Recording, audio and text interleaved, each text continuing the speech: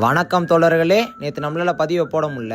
காரணம் என்னன்னா நம்ம உடம்புல நேத்து சுத்தமா பேலன்ஸ் இல்ல. சரி மெடிக்கல் போயிட்டு ஒரு 300 ரூபாய்க்கு ரீசார்ஜ் பண்ணிட்டு இப்ப ஃபுல் ஸ்டெடியா பேசுறேன். இனிமே பதிவு கரெக்டா வரும் தோழர்களே. சரி இன்னைக்கு கதைக்கு வருவோம். இன்னைக்கு பெடல் 14.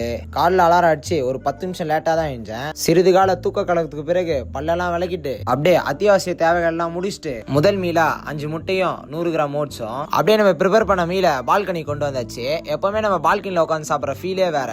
சரி வழக்கம் போல இன்னைக்கு ஒரு புஷ் டே தான். முதல்ல ஸ்ட்ரெச்சஸ் எல்லாத்தையும் முடிச்சுட்டு என்னோட ஒர்க் அவுட் ஸ்பிளிட்ல செட்ஸ் அதிகமா இருக்கும், ரெப் கம்மியா இருக்கும். செஸ்ட்டுக்கு 2 வேரியேஷன் முடிச்சுட்டு இப்ப ஷோல்டர் ஃப்ரண்ட் டெல்ட்டையும் சைட் டெல்ட்டையும் டார்கெட் பண்ணிட்டு அப்படியே ட்ரை பக்கம் போயாச்சு. ட்ரைக்கு இன்னைக்கு லாங் ஹெட்டும் மீடியல் ஹெட்டும் தான். அதுக்கப்புறம் இன்னைக்கான ஸ்பிளிட் இதோட ஓவர். வழக்கம் போல கிரியேட்டின போஸ்டர் எடுத்துட்டு அப்படியே வீட்டுக்கு வந்துட்டோம். இன்னைக்கு ஜிம்மு முடிச்சுட்டு வீட்டுக்கு வரவே மதியம் 2 ஆயிடுச்சு. அப்புறம் நம்ம மீல் நம்பர் 2க்கான ஏற்பாடுலாம் பண்ணி முடிச்சுட்டு மதிய உணவா முடிச்சிட்டேன். சரி அப்புறம் ஏன் நம்ம போஸ்ட் ஒர்க் அவுட் மீல 1 ஹவர்க்குள்ள எடுக்கணும்னா ஒர்க் அவுட் பண்ணும் போது நம்ம மசில் எனர்ஜி லாஸ் ஆகும், மசிலோட ஃபைபரும் பிரேக் ஆகும். இதுதான் ஆனபாலிக் விண்டோன்னு சொல்லுவாங்க.